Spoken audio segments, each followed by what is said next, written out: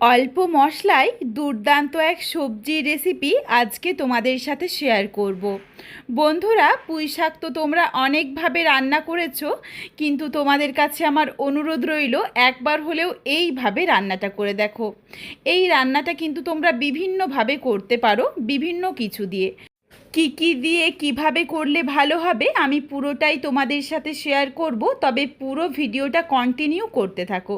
কেউ স্কিপ করো না, স্কিপ করলে কোনো কিছু বুঝতে পারবে না। আশা করছি রেসিপিটা তোমাদের ভালো লাগবে। আর তোমাদের কাছে আমার একটাই অনুরোধ রইল, একবার হলেও বাড়িতে এই রেসিপিটা বানিয়ে আমায় কমেন্টে জানাতে ভুলো না রেসিপিটা তোমাদের কেমন লাগলো। তাহলে চলো আজকে রেসিপি দেখে নেওয়া যাক। তবে কেউ স্কিপ করো না, স্কিপ করলে আমি কি পদ্ধতিতে রান্নাটা করলাম বা কখন কোন মশলার কিভাবে কতটা পরিমাণে ব্যবহার করলাম সেটা তোমরা মিস করে যাবে, তখন হয়তো খেতে এতটা ভালো হবে না। এখানে আমি কিছু সবজি কেটে নিয়েছি, আর সবজিগুলোর সাথে এই পুঁই ডাঁটাটাও রাখবো। পুঁই পাতাটা আলাদাভাবে রাখবো, তার কারণ এটা সহজেই গলে যাবে।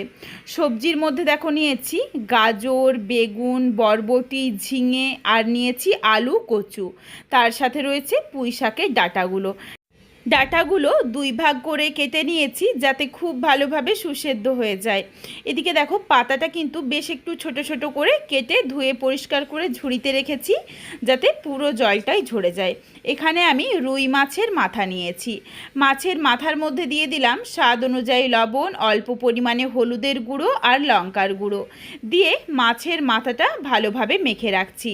এখানে আমি মাছের মাথা দিলাম, তোমরা মাছের মাথার পরিবর্তে চাইলে চিংড়ি মাছ দিতে পারো, বা চিংড়ি মাছও যদি না থাকে তখন কিন্তু বড়ি দিয়ে বাকি সমস্ত কিছু একই রকম পদ্ধতি বা একই রকম মশলা রেখে বড়ি দিয়ে নিরামিষভাবেও বানাতে পারো। কড়াই গরম করে ভাজা মশলা বানিয়ে নিচ্ছি। তার জন্য নিয়েছি হাফ চামচ পাঁচফোড়ন, খুবই সামান্য একটু কালো জিরে, হাফ চামচ রাই সর্ষে আর হাফ চামচ হলুদ সর্ষে। সমস্ত কিছু দিয়ে নাড়াচাড়া করে এটাকে একটু হালকা করে ভেজে নিয়েছি। সর্ষেগুলো যখন চিটপিট করে ফুটতে শুরু করেছে সেই সময়ই এটা মিক্সিং জারের মধ্যে নাবিয়ে নিলাম। এটা ঠান্ডা হয়ে গেলে মিহি করে গুঁড়ো করে নেব। ওই কড়াইয়ের মধ্যে দিয়ে দিয়েছি প্রায় 6-8টার মতো কাঁচা লঙ্কা, একটু বেশি পরিমাণেই রসুন দিলাম, আর আদার পরিমাণটা একদমই অল্প দিয়েছি। পুঁই শাক রান্নাতে রসুন একটু বেশি দিলে কিন্তু খেতে বেশ ভালো লাগে। এখানে তোমরা যেমন ঝাল খাবে সেই বুঝে কাঁচা লঙ্কা দিতে পারো, তবে এখানে আমি সামান্য একটু গুঁড়ো লঙ্কাও দেব। এই লঙ্কাগুলোতে না খুব বেশি ঝাল ছিল না, এই জন্য আমি বুঝতে পারিনি। যদি আগে থেকে বুঝতে পারতাম তাহলে আরও বেশি পরিমাণে লঙ্কা দিয়ে দিতাম। এটাকে নাড়াচাড়া করে যখন হালকা একটা কালচে রং ধরতে শুরু করেছিল সেই সময় এই কাঁচা লঙ্কা, রসুন আর আদাটাকে মিক্সিং জারের মধ্যে তুলে নিয়েছি। তারপর কড়াইয়ের মধ্যে অল্প করে একটু সর্ষের তেল গরম করে মাছের মাথাগুলো দিয়ে উল্টে পাল্টে লাল করে ভেজে তুলে রাখলাম। কড়াইয়ের মধ্যে দেখো খুবই সামান্য একটু তেল রয়েছে, এর সাথে আবারও 1 চামচের মতো সর্ষের তেল অ্যাড করে নিয়েছি। খুবই অল্প তেলের মধ্যে রান্নাটা করছি। ফোড়নে দিয়েছি শুকনো লঙ্কা, তেজপাতা। ফোড়ন থেকে যখন একটা সুন্দর গন্ধ এসেছে তখন যে আদা, রসুন আর কাঁচা লঙ্কাটা হালকা করে একটু শুকনো কড়াইয়ে নেড়ে নিয়ে, যেটা একটুখানি মিক্সিং জারটা ঘুরিয়ে নিয়েছিলাম, কিন্তু দেখো দানা দানা রয়েছে, একদম মিহি করে বাটিনি বা জল দিয়ে কিন্তু বাটিনি, ঠিক থেতো করার মতো। তোমরা চাইলে থেতো করেও দিতে পারো, তাহলেই বেশি ভালো লাগে। সেই মশলাটা দিয়ে নাড়াচাড়া করে একটু মিশিয়ে নিয়ে হালকা করে একটু ভেজে নিয়েই দিয়ে দিলাম 2টো মাঝারি সাইজের পেঁয়াজ কুচি। পেঁয়াজ দিয়ে স্বাদ অনুযায়ী লবণ দিয়ে নাড়াচাড়া করে পেঁয়াজটাকে একদমই হালকা করে একটু ভেজে নিয়েছি। পেঁয়াজ যখন হালকা করে ভাজা হয়ে গেছে এই সময়ই সমস্ত সবজিটা একই সাথে দিয়ে দিচ্ছি। খুবই অল্প তেলের ব্যবহার করছি আজকের এই রান্নাতে। তোমরা কিন্তু তেলের পরিমাণ নিজেদের পছন্দ মতো চাইলে কম বা বেশি করে নিও। সবজিগুলো দেওয়ার পর দিয়ে দিলাম স্বাদ অনুযায়ী লবণ আর পরিমাণ বুঝে একটু হলুদের গুঁড়ো। হলুদের গুঁড়োটা এখনই দিয়ে দিলাম, পরে দেব না, তার কারণ তা না হলে হলুদের একটা কাঁচা গন্ধ থেকে যাবে। নাড়াচাড়া করে ভালোভাবে মিশিয়ে নিয়ে ঢাকা চাপা দিয়ে রান্নাটা হতে দেব, যাতে সবজির থেকে বেশ খানিকটা পরিমাণে জল ছেড়ে আসে। কিছুক্ষণ পর ঢাকনাটা খুলে নিয়েছি। সবজির থেকে দেখো অল্প অল্প করে জলটা ছাড়তে শুরু করেছে। এই সময়ই এখানে দিয়ে দিচ্ছি কেটে রাখা পুঁই শাকগুলো। সবজিটা কিন্তু হালকা করে একটু ভাজা হয়ে গেছে, জলটা দেখো নেই। লবণ দেওয়ার জন্য যেটুকু জল বেরিয়েছিল শুধুমাত্র জলটুকুকে শুকিয়ে নিয়েছি। তারপর কুচি করে রাখা পুঁই পাতা বা পুঁই শাক, তার সাথে বেশ বড় সাইজের একটা টমেটো আর হাফ চামচ জিরের গুঁড়ো, হাফ চামচ ধনের গুঁড়ো, গুঁড়ো মশলাগুলো দিয়ে ভালোভাবে মিশিয়ে নিয়ে ঢাকা চাপা দিয়ে রান্নাটা হতে দেব।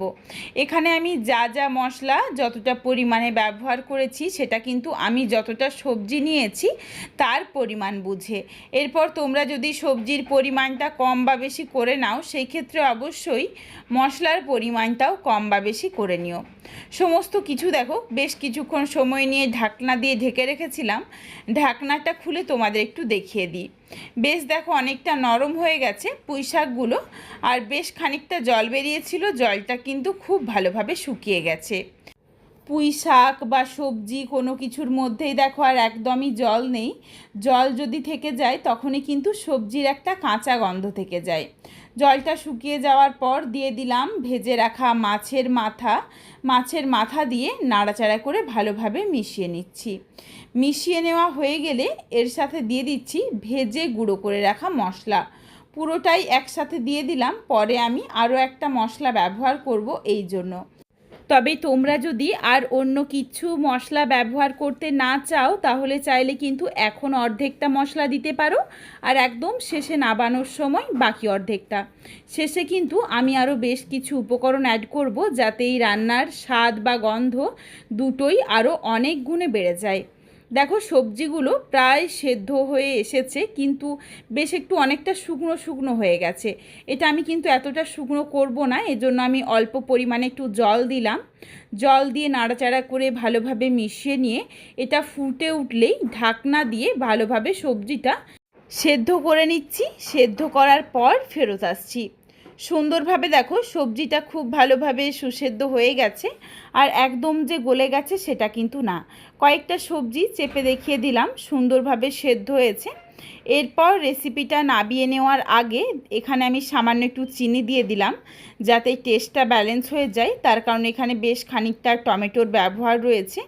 আর রান্নাটা যখন একদমই শেষের দিকে নাবিয়ে নেওয়ার আগে এখানে আমি সামান্য একটু ঝালের জন্য লঙ্কার গুঁড়োও দিলাম, তার কারণ প্রথমেই তো বলেছিলাম যে কাঁচা লঙ্কাগুলো বেশ একটা ঝাল নেই, এই জন্য গুঁড়ো লঙ্কা দিয়েছি। তবে গুঁড়ো লঙ্কার পরিবর্তে অবশ্যই কাঁচা লঙ্কা দিয়েও রান্না করতে পারো। কাঁচা লঙ্কা দিয়ে রান্না করলেও কিন্তু খেতে বেশ ভালো লাগে। গুঁড়ো লঙ্কাটা দিয়ে 1 ফুট ফুটিয়ে নিয়েছি যাতে গুঁড়ো লঙ্কার যে একটা কাঁচা গন্ধ সেটা চলে যায়। তারপর এখানে আমি হাফ চামচ পরিমাণে একটু সবজি মশলা দিয়েছি।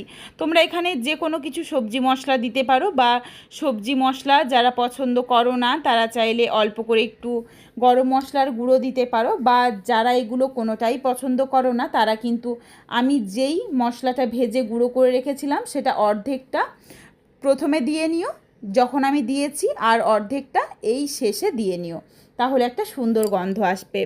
তারপর এখানে আমি সামান্য একটু দিয়েছিলাম কাঁচা সর্ষের তেল, আর খুবই অল্প পরিমাণে একটু পাতিলেবুর রস, যাতে মাছের মাথা দিয়ে রান্না করার জন্য যে একটা গন্ধ থাকে সেটা না থাকে। এই জন্য কাঁচা তেল আর পাতিলেবুর রস দিলে কিন্তু খেতেও বেশ ভালো হয়, আর ভীষণ মুখরোচক আর একটা খুব সুন্দর সুগন্ধ আসে। বন্ধুরা একবার হলেও এইভাবে বানিয়ে দেখো, নিজেদের পছন্দ মতো করে। যেটা তোমরা পছন্দ করো না সেটা বাদ দেবে, দিয়ে এই রেসিপিটা বানাবে। আর রেসিপিটা বানানোর পর কেমন লাগলো তোমাদের অবশ্যই আমায় কমেন্টে জানিও। রেসিপিটা তোমাদের যদি ভালো লাগে তাহলে লাইক করো, শেয়ার করে বন্ধুদের দেখার সুযোগ করে দিও। তোমরা যদি এই ধরনের নিত্য নতুন ঘরোয়া রেসিপি আরও দেখতে চাও তাহলে অবশ্যই আমার চ্যানেলটিকে সাবস্ক্রাইব করে পাশে থাকা বেলটি অন করে অল নোটিফিকেশান অন করে দিও, যাতে আমার প্রত্যেকটা রেসিপির নোটিফিকেশান সবার প্রথমে তোমাদের কাছে পৌঁছে যায়। আবারও খুব তাড়াতাড়ি দেখা হচ্ছে ঘরোয়া নতুন কোনো এক রেসিপি নিয়ে। পরবর্তী রেসিপি দেখার আমন্ত্রণ রইল। পুরো ভিডিওটা দেখার জন্য অসংখ্য ধন্যবাদ। তাহলে আজকে আসি, সবাই ভালো থেকো, সুস্থ থেকো। আবারও দেখা হচ্ছে ঘরোয়া নতুন কোনো এক রেসিপির সাথে।